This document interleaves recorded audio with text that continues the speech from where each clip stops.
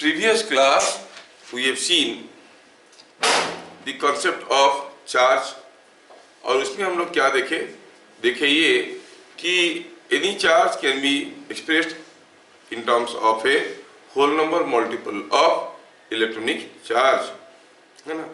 To make a body positively charged we remove electrons from it. To make a body negatively charged we remove or we give हाँ negative charge करने के लिए electron देते हैं और positive charge करने के लिए इलेक्ट्रॉन रिमूव करते हैं, है ना. अच्छा, और कंडक्टर किसको कहते हैं? जिसमें फ्री इलेक्ट्रॉन्स अवेलेबल है. ये भी हम लोग प्रीवियस क्लास देख चुके हैं. फ्री इलेक्ट्रॉन किसको कहते हैं? जब इलेक्ट्रॉन अपने न्यूक्लियस के साथ तो रहता है लेकिन बहुत जोर से बंधा हुआ नहीं है. थोड़ा सा चॉकलेट दो तो भाग जाता है घर से, नहीं. अच्छा, अब ये छोटे मोटे क्वेश्चन को थोड़ा क्लियर दो. ये क्वेश्चन को देखिए.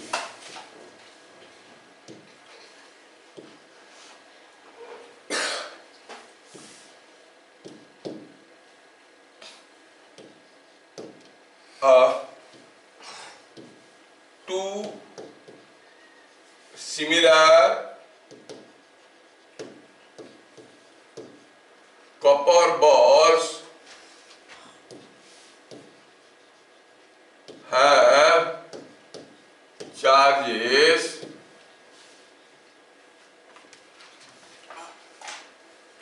-4 coulomb -4 coulomb and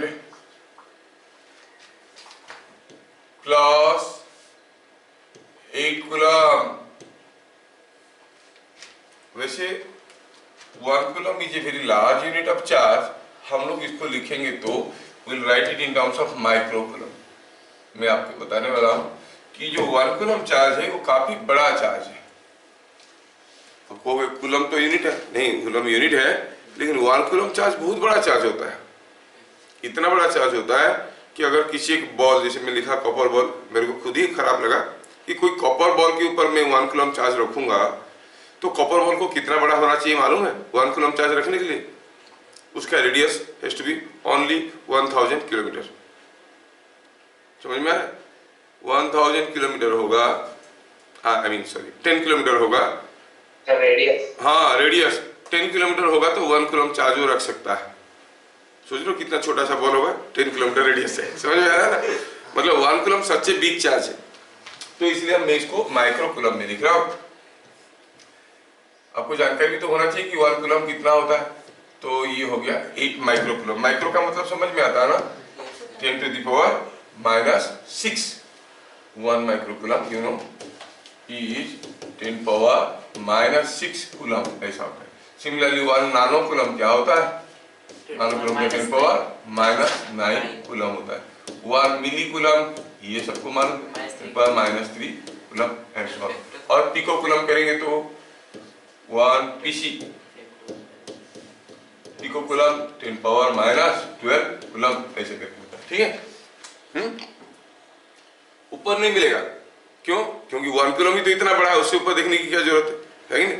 अच्छा, anyway 2 similar copper balls have charges -4 microcoulomb and 8 microcoulomb whose weight is more. किसका वेट ज्यादा है? सोचना है. हमारे पास 2 कॉपर बॉल है, दोनों सिमिलर है, एक जैसे देखने में. ठीक है, वॉल्यूम, रेडियस, मास सब कुछ बराबर था. एक को दिया गया चार्ज कितना? -4 माइक्रोकूलम. दूसरे को दिया गया 8 माइक्रोकूलम. किसका वेट ज्यादा होगा? सोच के बताओ.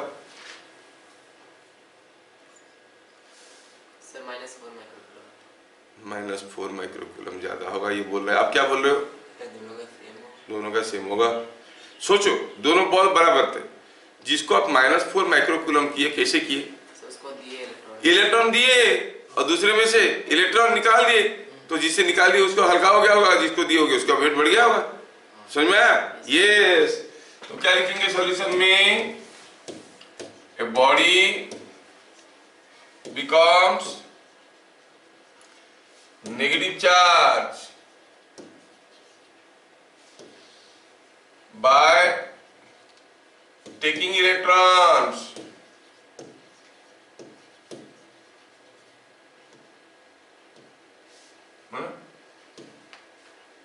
So first ball is heavier.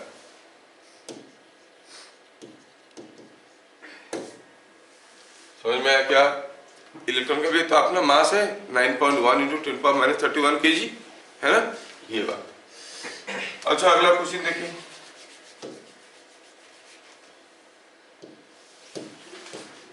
A ball has charge 8 nanocoulomb.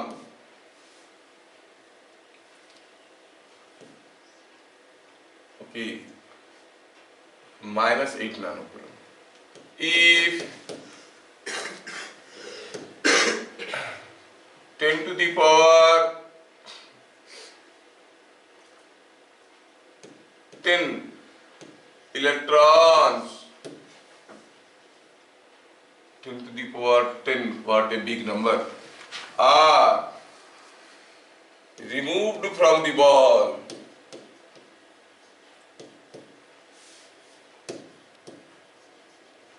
What will be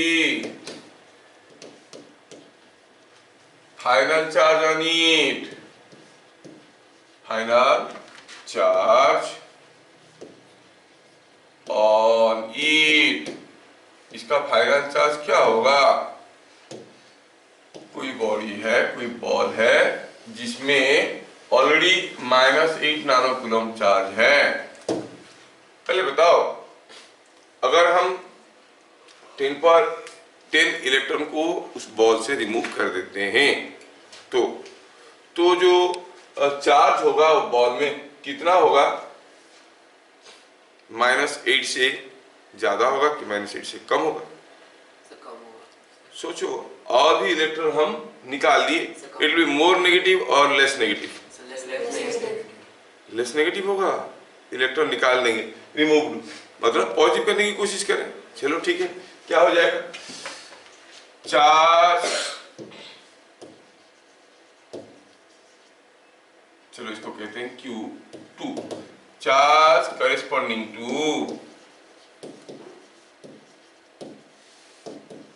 10⁻10 electrons is equal to 1.6 into 10⁻10 10⁻−19 whole into 10⁻10 is coming out to be 1.6 into 10⁻−9 coulomb, which is 1.6 nanocoulomb. Q2 charge निकाल लिया गया, नहीं? Q1 initial charge क्या था? Initial charge था, दिया गया है, इनिशियल चार्ज इसमें था -8 nanocoulomb. So when Q2 charge is removed, that is as good as giving positive charge, नहीं?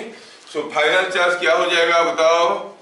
Final charge on ball will be Q1 minus Q2 or plus Q2?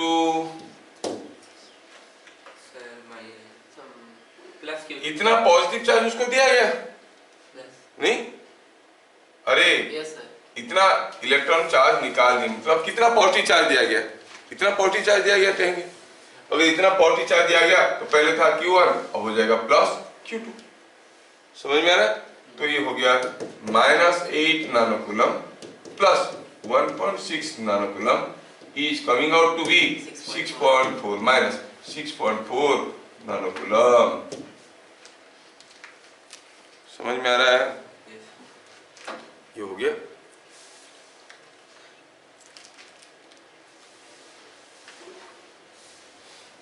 (6.4 नानोकूलम।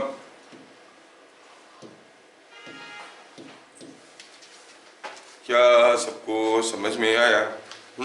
Simple तो है, ठीक है।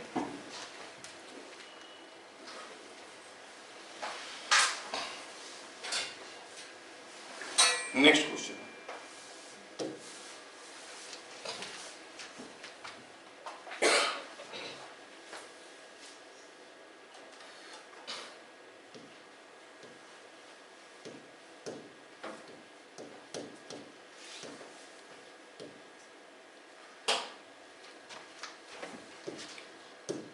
conductor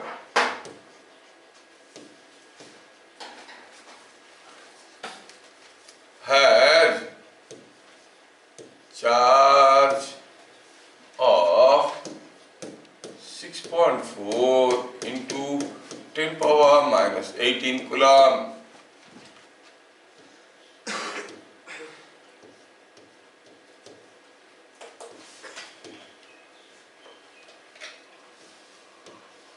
If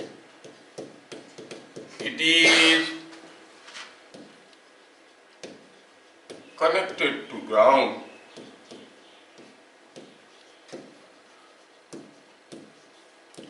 all the charge is neutralized.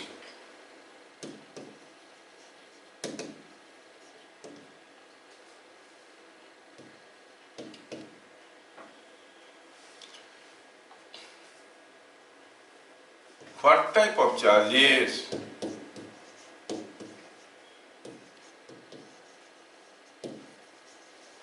Flow through the connection.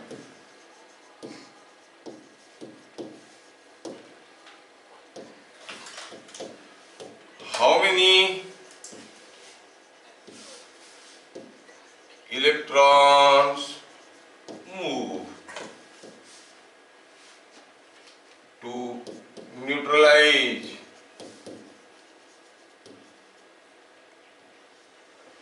the charge?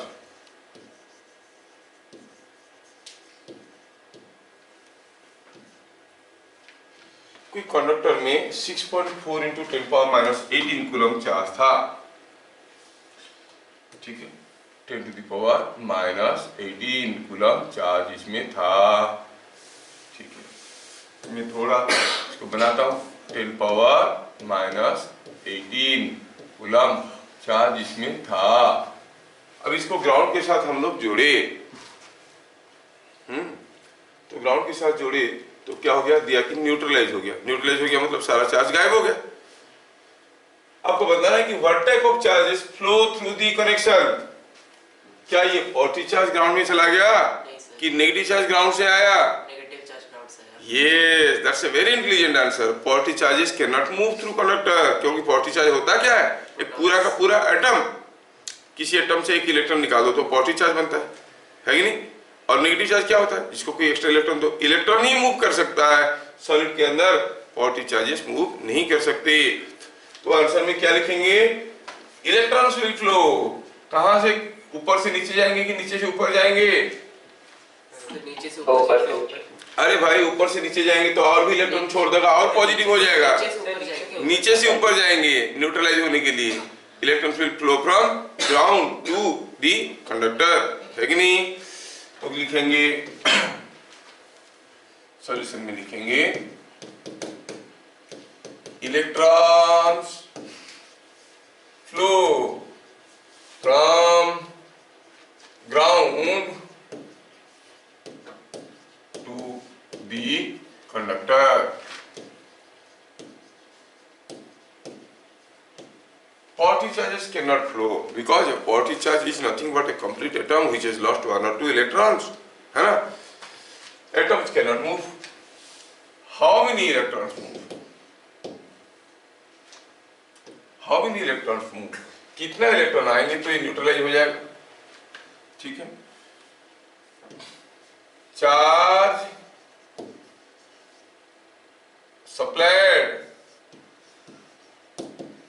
from ground is equal to minus, कितना था पहले था इसमें plus इतना, अब हो जाएगा minus 6.4 into 10 power minus 18 coulomb, तभी तो न्यूट्रलाइज होगा नहीं? तो ग्राउंड से कितने टू इलेक्ट्रॉन आए होंगे, कैसे निकालेंगे? Number of electrons move is equal to क्या होता है? It is -6.4 into 10 power -18 coulomb by electronic charge 1.6 into 10 power -19। कितने टू इलेक्ट्रॉन गए? 40। 40 Only 40 electrons move from ground to the conductor and the conductor is neutralized। समझ में आया क्या? हाँ हाँ ठीक है।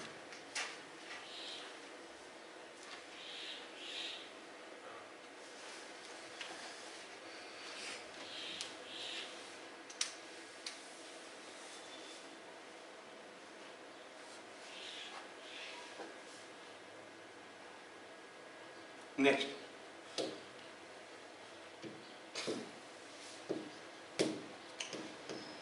two similar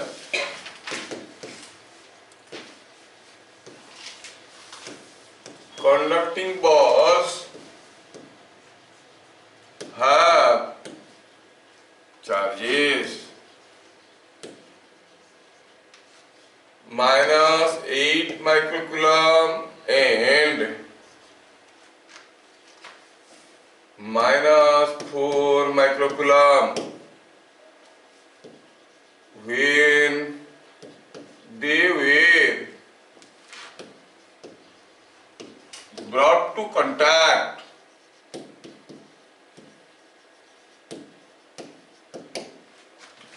they equally share the charges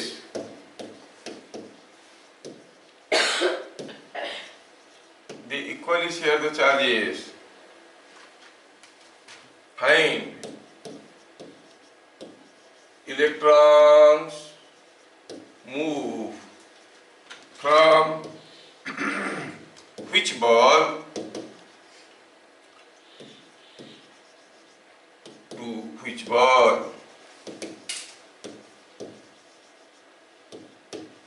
also find how many electrons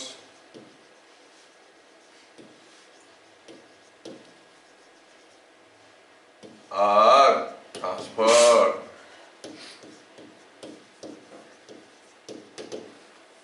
दो बॉल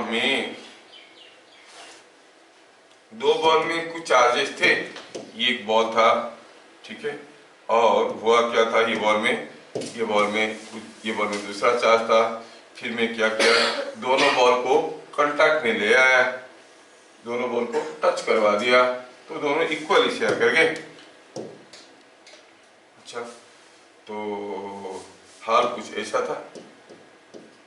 शुरू में इसमें चार्ज क्या था, -8 माइक्रोकूलम, इसमें -4 माइक्रोकूलम था ना, ठीक है। अब दोनों में क्या चार्ज हो जाएगा, जिसे दोनों को जोड़ देंगे। आप जानते हो कि चार्ज को मास से अलग नहीं कर सकते, ना ही चार्ज को डिस्ट्रॉय कर सकते, है ना। मतलब जितना था वही रहेगा, लेकिन इक्वली शेयर हो जाएगा। जितना था उतना रह जाएगा। मतलब टोटल चार्ज कितना था, -12 माइक्रोकूलम, है कि नहीं। -12 माइक्रोकूलम को दोनों इक्वली शेयर करेंगे, मतलब इसमें कितना होगा, -6 माइक्रोकूलम, इसमें हो जाएगा -6 माइक्रोकूलम। क्या ये बात समझ में आ रहा है? तो ये था फर्स्ट बॉल, ये था सेकंड बॉल, ये है फर्स्ट बॉल, ये है सेकंड बॉल। क्या हुआ, दोनों चार्ज लेन देन कर दिए, शेयर हो गए। समझ गया नहीं? अच्छा, अब बोल रहा है कि इलेक्ट्रॉन्स मूव क्या होगा चार्ज शेयरिंग के बाद, कौन सा बॉल से कौन सा बॉल में चार्ज इलेक्ट्रॉन गया है। फर्स्ट से सेकंड, देखो फर्स्ट वाला था -8 माइक्रोकूलम, अब वो बन गया -6 माइक्रोकूलम, मतलब इट वाज पॉजिटिवली चार्ज और negatively charge. Negatively charge, no no no, already हाँ पॉजिटिव चार्ज है इसको, मतलब इलेक्ट्रॉन रिमूव किए कि इलेक्ट्रॉन दिए उसको, रिमूव किए, मतलब it has lost electrons, it has gained electrons. तो charge must have move, electrons must have move from the first ball to the second ball. समझ में आया क्या? तो क्या लिखेंगे बिट नंबर 1 में? बिट नंबर 1 में लिखेंगे as the first ball becomes more less negative,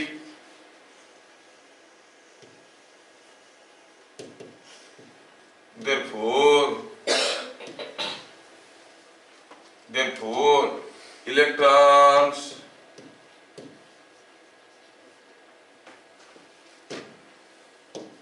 must have moved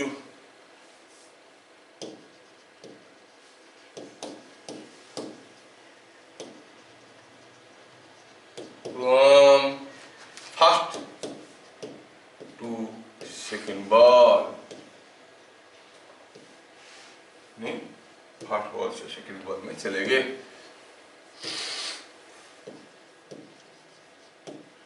फिर पूछा how many electrons? Increase in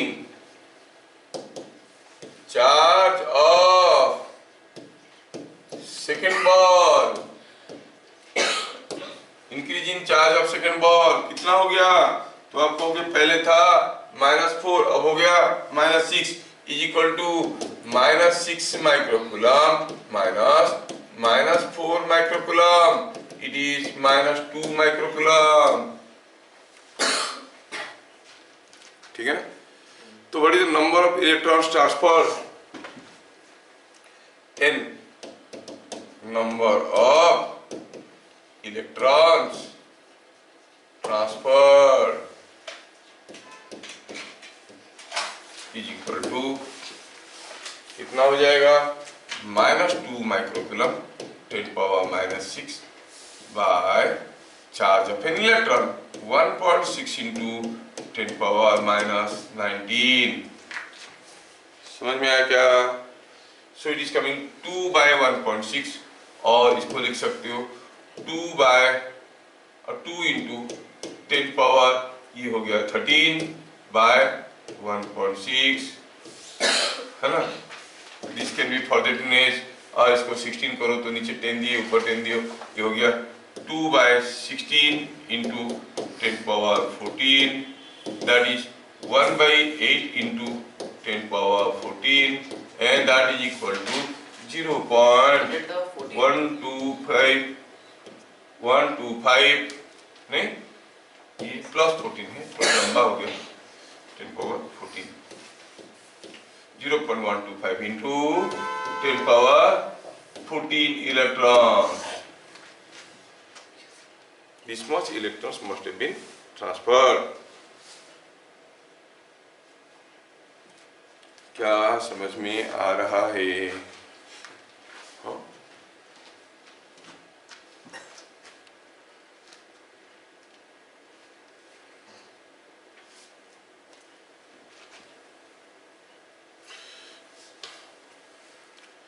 समझ में आया? ठीक, अगला question.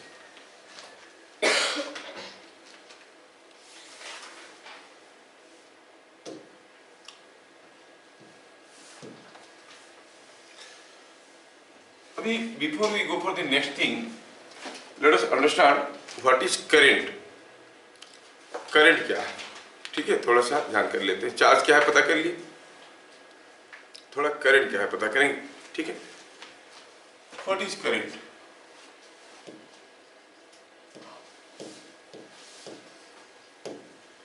It is defined as rate of flow of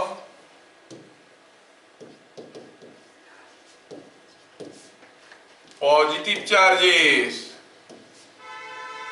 बड़ा अजीब सा डेफिनेशन है, पॉजिटिव चार्ज फ्लो ही नहीं करता है कंडक्टर में, नहीं, बट डेफिनेशन ऐसा defined as rate of flow of positive charges, कितना जल्दी जल्दी पॉजिटिव चार्ज फ्लो कर रहा है। ठीक है, इनफैक्ट पॉजिटिव चार्ज तो फ्लो नहीं करता है, through conductors what flows? Electrons, है ना? through solids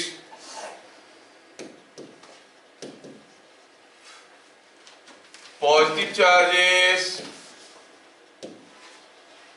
cannot move. Why? क्यों मूव नहीं कर सकते?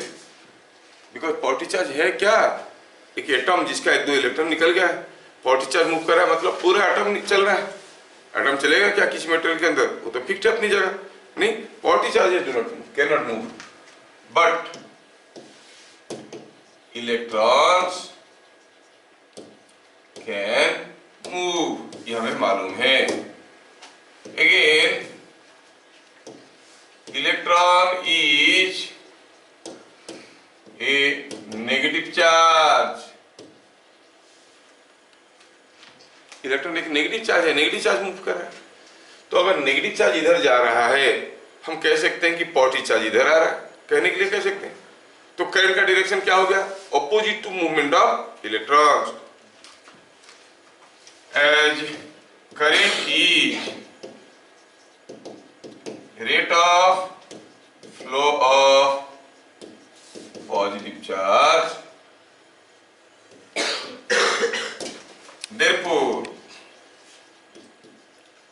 direction of current is taken opposite to flow of electrons। मतलब इलेक्ट्रॉन जैसे फ्लो करे उसकी अपोजिट डायरेक्शन में करंट जा रहा है, ये हमें याद रखना पड़ेगा। मान लो कि ये कोई एक कंडक्टर है और कंडक्टिंग वायर है। अगर हम कहेंगे इलेक्ट्रॉन्स इसके अंदर इधर को जा रहे हैं इलेक्ट्रॉन्स, तो हम कहेंगे करंट कैसा है? करंट ऐसा है, उल्टा डायरेक्शन में। करंट को आई से डिनोट करते हैं। करंट कैसा है? उल्टा डायरेक्शन में। क्या मेरी बात समझ में आ रहा है? लेकिन एक्चुअल में तो फ्लो नहीं कर रहा। एक्चुअल में नहीं, डिफाइन करते हैं कि rate of flow of positive charge. ठीक है? क्यों ऐसे डिफाइन करते हैं? क्यों ऐसे डिफाइन करते हैं? क्योंकि हमें कैलकुलेशन के लिए आसान होता है, बहुत सारी चीज आता है, और उसके लेके आगे आगे और बहुत सारी चीजें हम लोग डेवलप करेंगे करंट का एनालिसिस करके। तो उसमें करंट को rate of flow of positive charge लेते हैं, और जबकि फ्लो कर रहा है इलेक्ट्रॉन, इलेक्ट्रॉन अगर ऐसे जा रहा है तो हम कहेंगे करंट उल्टा डायरेक्शन में है ना। अब डिफाइन करने में कुछ नहीं है, नहीं। मनी प्लांट लगाते हैं, पैसा निकलता है क्या? और लगाते हैं नहीं, लोग कहते हैं इसको लगाओ पैसा होगा। तो काफी लोग जो है लॉटरी खरीदते हैं या फिर मनी प्लांट लगाते हैं घर में, है ना। और ऐसा होता तो मेरे घर में कितना पैसा होता है, कितना बड़ा बड़ा मनी प्लांट है, नहीं। वो नहीं, एक पत्ता तोड़ के लो, दुकान में दो, सामान दो, देगा? नहीं देगा। तो ये हो गया करंट।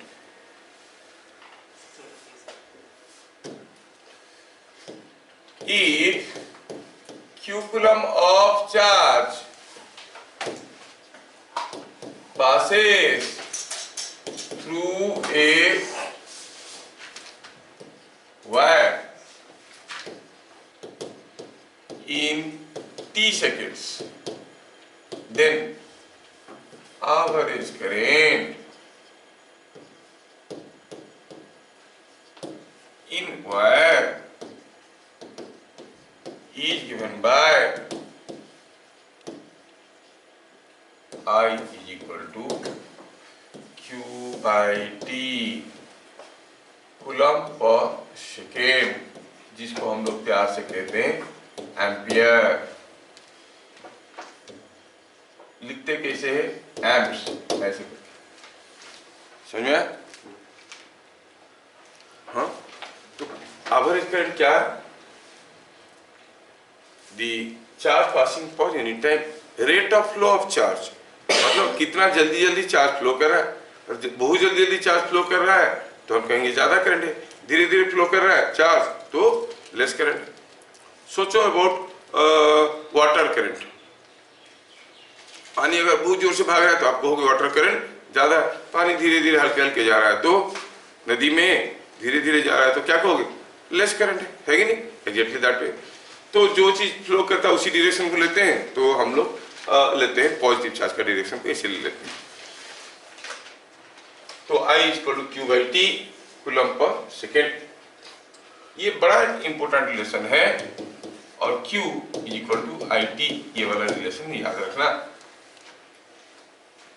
समझ में आया? Q equal to I T और I equal to Q by T. I क्या हो गया? I क्या है? करेंट, और Q है charge transfer in time of t seconds.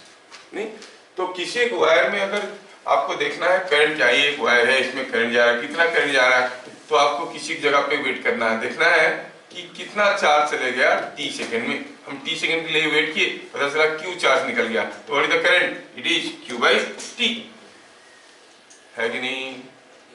अच्छा, as charge can neither be created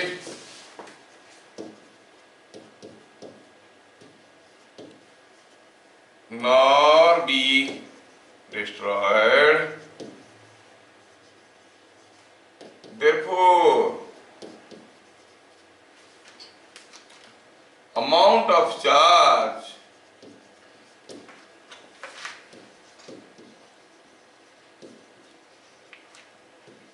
entering any junction is equal to the amount of charge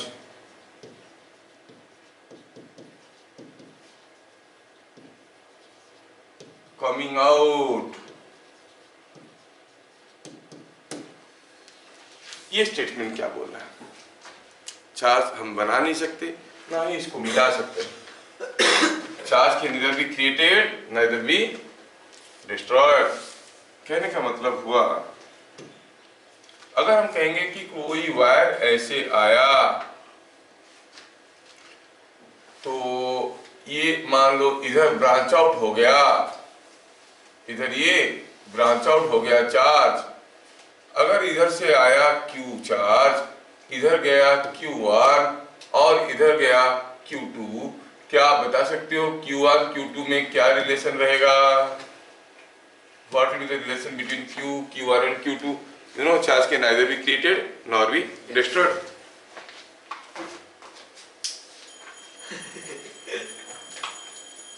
charge ना बना सकते ना मिटा सकते हैं, तो हम कहेंगे ये Q चार्ज घुसा और निकला क्या? Q1 and Q2, तो आप क्या कहोगे? Q must be equal to Q1 plus Q2। जो आया कुछ इधर गया कुछ इधर गया। So, लेकिन equal amount of Q is equal to Q2 नहीं हो सकता। हाँ, अगर Q1 0 होगा तो हो सकता है। Q1 कुछ भी हो सकता है। हम नहीं बोल रहे कि ये इक्वल दोनों बराबर होंगे, तो जरूरी नहीं। कितना चार्ज किधर से जाएगा डिपेंड करता है रास्ते के ऊपर।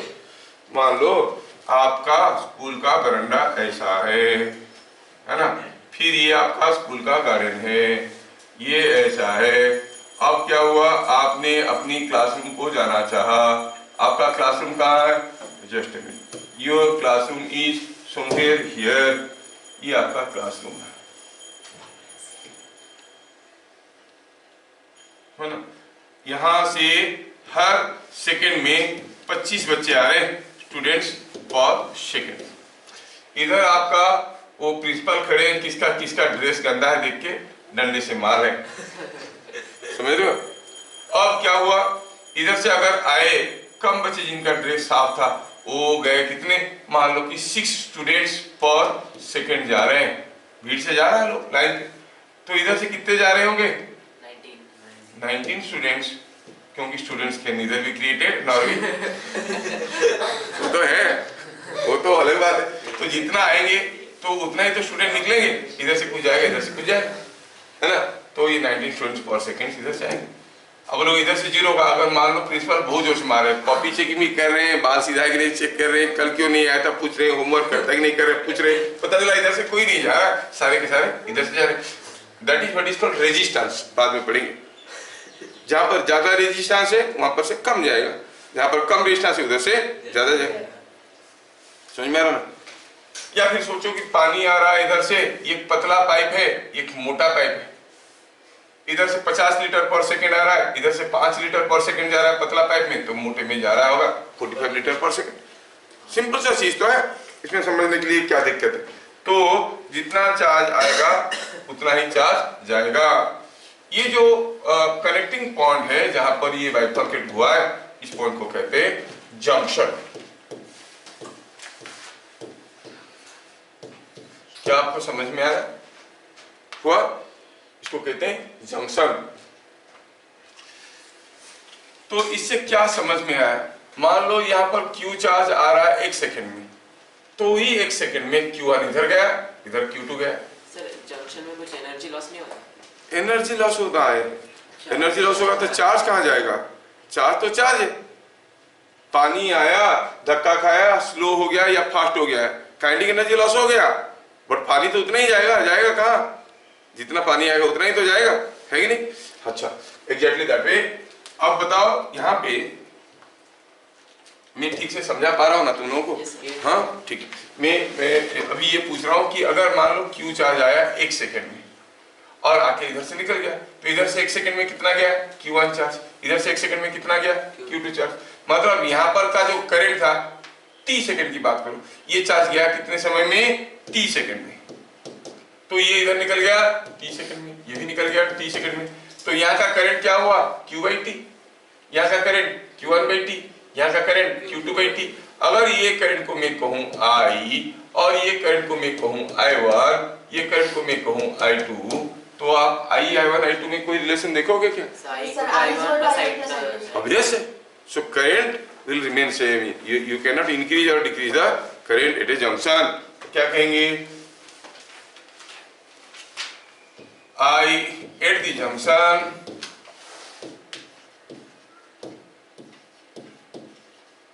I is equal to I1 plus I2. Total incoming current is equal to, ये स्टेटमेंट इसका था, ये तो ऊपर वाले का है 10। हाँ, total incoming current eight any junction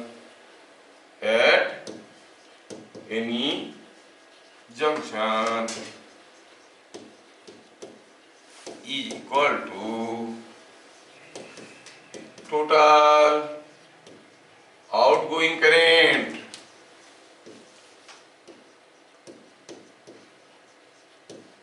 at that junction.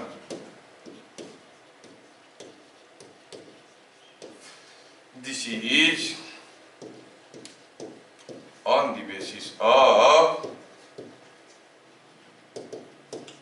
law of conservation of charge. Conservation of charge. This is on the basis of law of conservation of charge.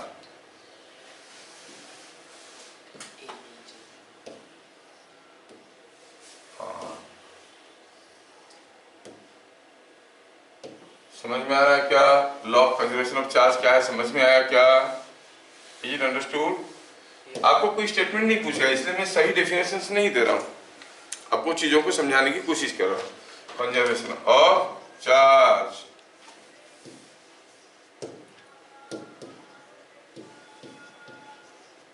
क्या है law of conservation of charge? Charge can neither be created nor be destroyed.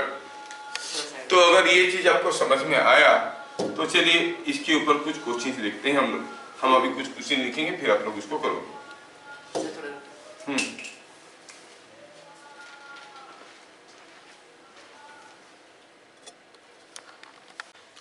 तो क्या समझ में आया कि कोई भी एक जंक्शन में अगर हम कहेंगे कि यहाँ पर कोई एक वायर है, यहाँ पर एक वायर है, यहाँ पर एक वायर है, यहाँ पर एक वायर है, इधर से I1 करंट आ रहा है, इधर से I2 करंट आ रहा है, इधर से I3 करंट जा रहा है, इधर से I4 करंट जा रहा है, तो क्या कहोगे आप ये करंट के रिलेशन को?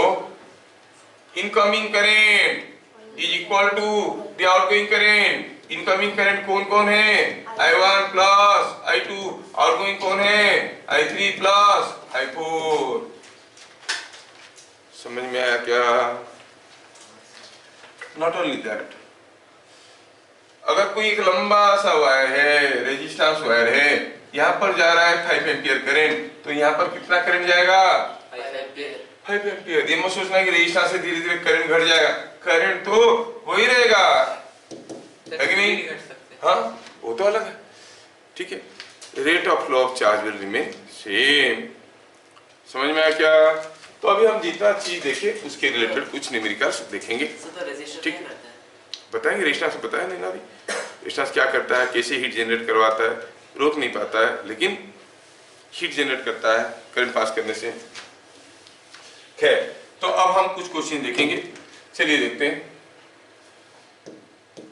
If 24 microcoulomb of charge is passed through a conductor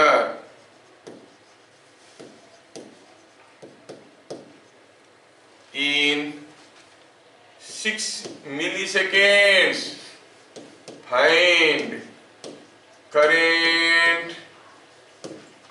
in conductor. Conductor में कितना करंट होगा? अभी जो मैं करंट आप लोगों को पढ़ा रहा हूं, असलियत में जो करंट है वो उसका 5% है। जो चार्ज के बारे में पढ़ाया, असलियत में मैं जो पढ़ाने वाला हूं क्लास 10 में, उसका ये 5% पढ़ाया। थोड़ा सा छोटी सी चार्ज जान लो, है ना, छोटी सी करंट जान लो, थोड़ा थोड़ा जानकारी पढ़ेंगे तो डिटेल्स में। खाली current will take more than 20 classes, इतने सारा है उसमें समझने के लिए, पढ़ने के लिए, है ना। अभी आपको एक ओवरऑल नॉलेज रहेगा तो चीजें करने में आसान होगा, इसलिए मैं थोड़ा सा आपको एक नॉलेज दे रहा हूँ। ये मत सोचना यहाँ हमें करंट आता है, कुछ नहीं आता है ना। पूरा देखेंगे क्या होता है, चार्ज कैसे फ्लो करता है, क्या ये पाइप है कि चार्ज चले जाएगा सीधा सीधा, कैसे झिकझैक झिकझैक झिकझैक करके जाता है, क्योंकि अंदर भी तो चीजें भरा हुआ है, जाता कैसा है, रास्ता कैसा है ना, वो सारे हम देखेंगे धीरे धीरे। हाँ, लेकिन हम लोग 10th में जब पढ़ते हैं 12th वाला चीज को खत्म कर देते हैं, वही तो एडवांस कोर्स है। हाँ sir 20 classes more than sir, एक मंथ से ज्यादा टाइम लगेगा, 2 महीने लगते। हाँ, ज्यादा महीने लगता है, क्योंकि खाली करंट में बहुत सारी चीजें हैं। रेजिस्टेंस क्या है, बैटरी क्या है, बैटरी से करंट कैसे निकलता है, क्यों निकलता है, कैसे कैसे किस किस रास्ते में जाता है, कौन से रास्ते में कितना जाएगा, सीरीज कनेक्शन क्या है, पैरेलल कनेक्शन क्या है, हीट कैसे जनरेट होता है, वो सारा चीज तो पढ़ना है ना। बहुत सारे लॉ है। कोई एक टेढ़ा मेढ़ा सर्किट दे दिया, यहाँ पर एक बैटरी लगा दिया, यहाँ पे क्या करंट होगा, यहाँ पे क्या करंट होगा, यहाँ पे क्या करंट होगा, ऐसे पूछने लगा तो फिर तो बताना पड़ता है वो सब चीजें। अभी आप लोगों को प्रिलिमिनरी आइडिया दे रहे हैं कि करंट क्या है, आई है, नहीं क्या है, आई एम करंट, नहीं आई इज करंट। अच्छा, तो क्या दिया है, 24 microcoulomb of charge is pass through a conductor in 6 milliseconds, find current in conductor. अब हम लोग तो बात कर रहे थे, लेकिन सौमिकपति आंसर कर लिया होगा। क्या सौमिक बताएगा? सौमिकपति नहीं क्या? अरे भाई, तुम भी तो मेरे को बदनाम कर देते हो कभी कभी। देखो दिया है कि 24 माइक्रोकूलम चार्ज पास कर गया है, वो भी 6 मिलीसेकंड में, तो लिखो ना 24 माइक्रोकूलम मतलब 10⁻⁻⁶ बाय कितना समय में, 6 मिलीसेकंड में, 6 इंटू 10⁻⁻3, मारपीट करो तो कितना हो गया, 4 into 10⁻⁻3 ampere, which is 4 milli ampere. समझ में आया क्या? अच्छा, next question, if a current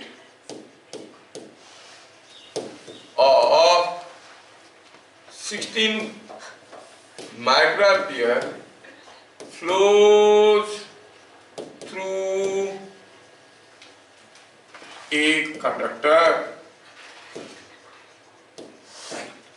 for 5 nanoseconds, 5 seconds, find the number of electrons transferred.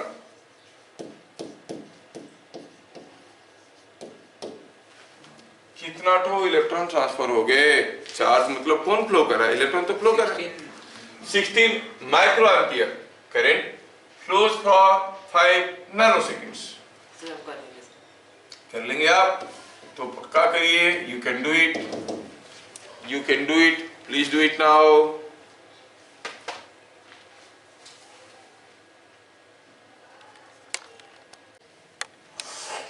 दिया है 16 micro ampere current flows through a conductor for 5 nano seconds. Current पहले लिखो भाई, करंट दिया है 16 माइक्रो एम्पियर। थोड़ा ध्यान से देखना मैं कैसे कर रहा हूं। टाइम दिया गया है 5 नैनो सेकेंड्स, 5 नैनो सेकेंड्स।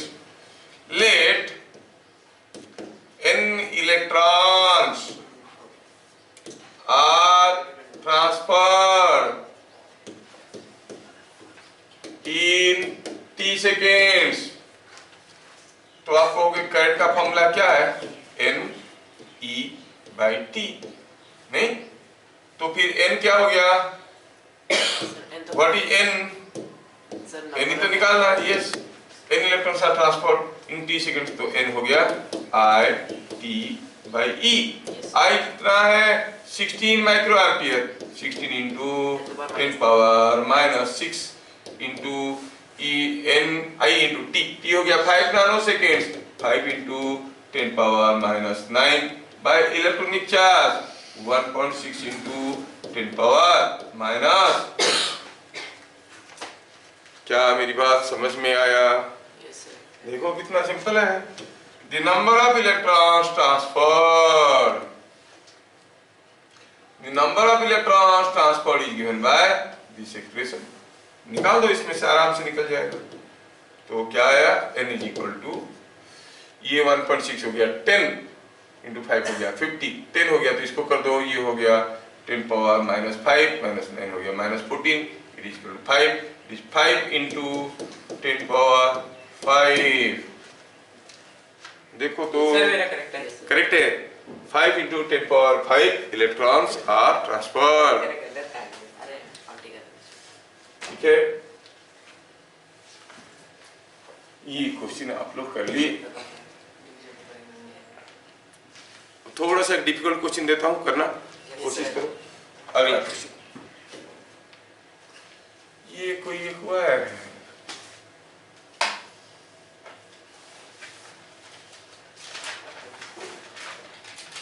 इधर दिया है 2 एम्पियर करंट, इधर दिया है 12 एम्पियर करंट, इधर दिया है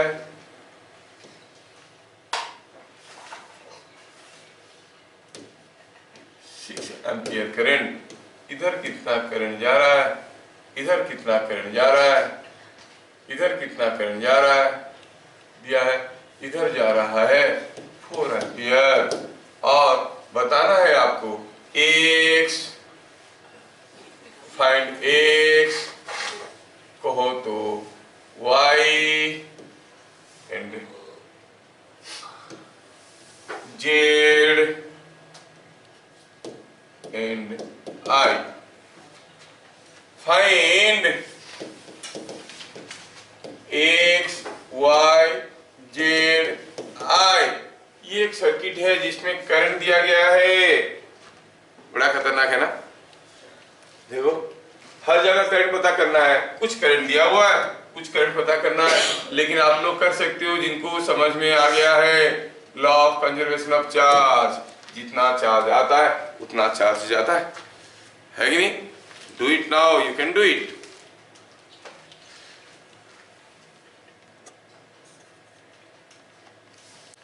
तो ऐसा क्वेश्चन को सॉल्व करने के लिए विल स्टार्ट लाइक दिस। मैं तरीका बताता हूं। Just name the junctions. Suppose ये जंक्शन को A कहेंगे, ये जंक्शन को B कहेंगे, ये जंक्शन को C कहेंगे, ये जंक्शन को D कहेंगे। Okay, 8A। देखो तो क्या करंट अंदर आ रहा है? x+2 x आ रहा है, 2 आ रहा है, जा रहा है कौन? 4। तो x कितना हो गया? 2 एम्पियर। मिल गया x। 8b, अंदर कौन आ रहा है? 12, बाहर कौन जा रहा है? x plus Y. x कितना है? 2, तो y कितना हो गया? 10 एम्पियर। 8c, 8c, c में देखो तो c में क्या हो गया करंट? c में हो गया, यहाँ पे अंदर आने वाला करंट कौन है? 4 प्लस i, बाहर जाने वाला कौन है? 6, मतलब i कितना है? -2 ampere, sorry 2 ampere. i is 2 ampere. बाकी रह गया z, तो 8d करो। 8d, जितना करंट अंदर आएगा उतना ही करंट बाहर जाएगा। अंदर आने वाला करंट है y और बाहर जाने वाला है i प्लस z। y कितना है? 10, i कितना है? 2, 10 is equal to 2 plus z और z is equal to 8 ampere. हो गया ना? अब मैं यहाँ पे आपको एक बड़ा इंटरेस्टिंग मैजिक दिखाने वाला हूं। तो जो हमें समझ में आया उसका वैल्यूज को पहले हम लिख लेंगे, ये फिगर को उठा लेंगे यहां से। एक बड़ा ही इंटरेस्टिंग कंसेप्ट जो किसी बुक में नहीं दिया है, कुछ कुछ तो नया मिलना चाहिए नहीं, वो हम आपको दिखाने वाले हैं। जो नहीं दिया बुक में वो दिखाना है, ठीक है? ये सर्किट में मैं सर्किट को थोड़ा बड़ा कर देता हूं और आपको दिखा पाऊंगा मैं ढंग से। और दिया क्या है ये सर्किट में? दिया ऐसा है, सारा वैल्यूज पहले लिख लेते हैं। क्या क्या वैल्यू निकला है? x है 2, y है 10, 2, 8, 2, 10, 2, 8। अच्छा ठीक है, 2 एम्पियर, 10 एम्पियर, 2 एम्पियर और ये है 8, है ना? ये सर्किट को देखो, ये हमें पता चल गया है, सर्किट सबको मालूम चल गया। इस सर्किट में आप कोई भी एक हिस्सा को ले लो, ध्यान से देखो बेटा, ये बड़ा इंटरेस्टिंग चीज बता रहा हूं, किसी बुक में नहीं है। आप कैसे भी एक क्लोज लूप बना दो। I consider this as a part of a network, this is a part. ये पार्ट में से ये निकल रहा है, ये निकल रहा है, ये घुस रहा है, ये घुस रहा है। देखो तो जितना घुस रहा है उतना निकल रहा है क्या? देखो तो घुस रहा है कौन? 2 और 12, 14। निकल रहा है कौन? 4 एंड 10। हो गया ना? 14। अब ये जो हिस्सा को मैं देख रहा हूं, इस हिस्से को थोड़ा मैं ऐसा कर लेता हूं, कोई फर्क नहीं पड़ता। और भी ऐसे करो, ऐसे करो, ऐसे करो, ऐसे करो, ऐसे कर दिया, क्या फर्क पड़ता है? इंटरेस्टिंगली यू नोट दैट, अब देखो तो ये जो हिस्सा में लिया, क्या जितना घुस रहा है उतना निकल रहा है? घुसने वाला 12, 2, निकलने वाला 6, 8। हो रहा ना? जितना करंट घुसेगा उतना करंट निकलेगा, कोई भी पार्ट पे, not only at a junction और एनी पार्ट। ये बड़ा इंटरेस्टिंग चीज है, जैसे बुक में नहीं है, मैं बता रहा हूं, जैसे मैं आपको और बताता हूं। चलिए इसको और भी छोटा कर देते हैं और यहां से निकाल के कुछ यहां पर ले आते हैं, कोई फर्क नहीं पड़ता, है ना? देखो ऐसा ले ली। अब देखो कौन कौन घुस रहा है? 10 एंड 4, 14। निकल रहा है 8 एंड है कि नहीं?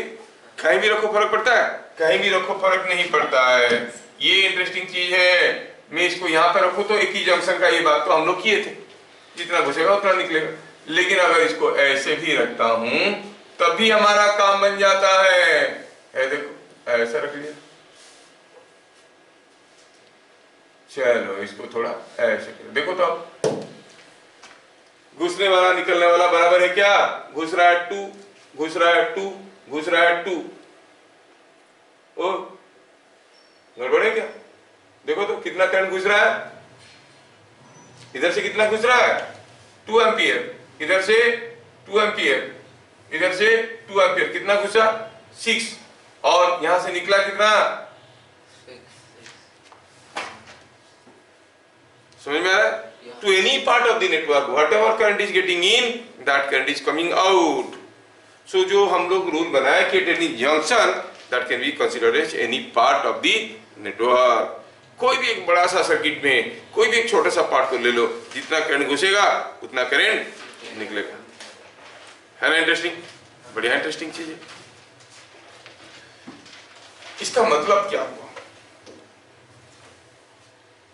टोटल इनकमिंग करेंट, ये इंपॉर्टेंट है, total incoming current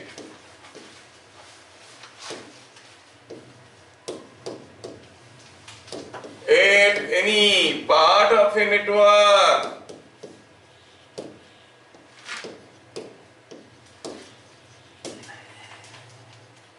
is equal to total outgoing current from that part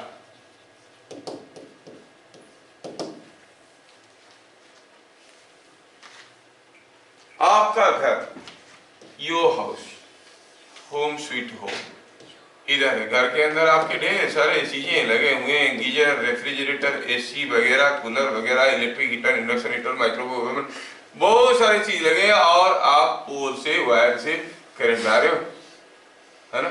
you get current from the supply.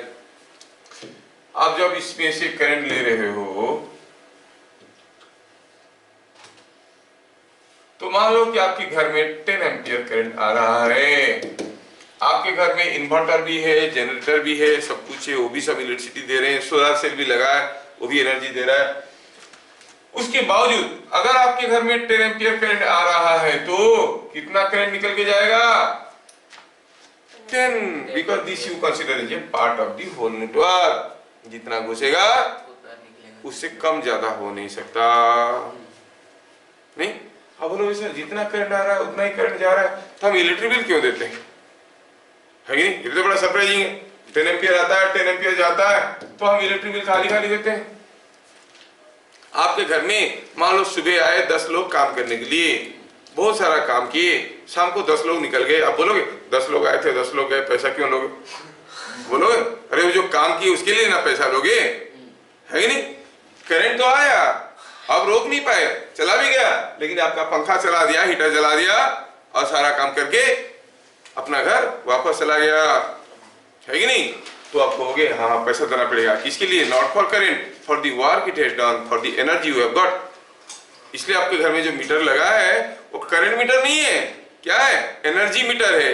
आप कितना एनर्जी कंज्यूम किए उसके ऊपर से रीडिंग आता है, नॉट कितना करंट ड्रॉ किए। समझ में आया क्या? हाँ, तो ये जो बात हुआ कि जितना करंट आएगा उतना करंट बाहर जाएगा, for any network, any part of the network must be able to follow it. अगर आपको ये चीजें समझ में आ रहा है, मैं आपको IIT JEE का एक क्वेश्चन पूछने वाला हूँ। बोलोगे सर अब कुछ नहीं पढ़ा है, फिर भी कैसे बताएंगे? फिर भी आप लोग बता सकते हो अगर थोड़ा सा दिमाग लगाओगे तो। ऐसा कोई एक सर्किट है और पूछा है ऐसा बैटरी लगा है, आप ये क्वेश्चन को बताना है आपको। पूछा है कि यहाँ पर current is A to B और B to A, A to P. What is direction of current? Sir दोनों बैटरी है। हाँ सब बैटरी है, इतने सारे बैटरी लगे। What is the direction of current आपको पूछा गया है। B to A होगा कि A to B होगा। और आपको मालूम है कि जब कोई बैटरी को इसे रिप्रेजेंट करते हैं, हाई वोल्टेज होता है, high potential side, lower potential higher lower, ऐसे करके होता है, नहीं? सोचो जितना बचा है उसकी बलबूते पर सोचो, अपना पुराना वाला दिमाग मत लगाओ। देखो कि यहाँ पर अगर मैं ये जो बड़ा सा सर्किट में दिखाया हूं, इसका कोई भी एक पार्ट को मैं कंसीडर करता हूं, जितना घुसेगा उतना निकलेगा।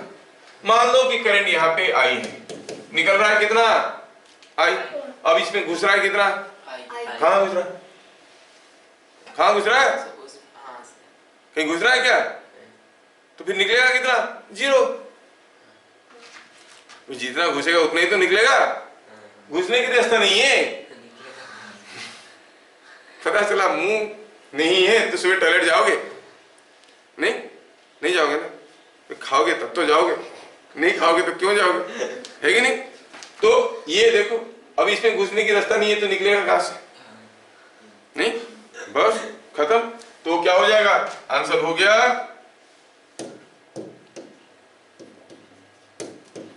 No current. JEE IIT advance का क्वेश्चन है भाई, बहुत पुराना, बच्चे तो ही निकालने लग गए, सर्किट लगा गुड़ुक गुड़ुक गुड़ुक गुड़ुक गुड़ुक, होगा क्या, कोई करंट नहीं जाएगा। आप एक टेबल पे एक सर्किट बनाओ, बैटरी उटरी लगा के, दूसरे टेबल पे दूसरे सर्किट बनाओ, इस सर्किट से उस सर्किट को एक वायर लगा दो, करंट फ्लो करेगा, नहीं नहीं, हाँ, तो देयर बी नो करंट। क्या सौमिक को समझ में आ रहा है, सर वो नहीं है। उसका और ट्यूशन होगा। अच्छा ठीक है, ठीक है, तो फिर मिलेंगे हम लोग अगले क्लास, तब तक के लिए जय हिंद।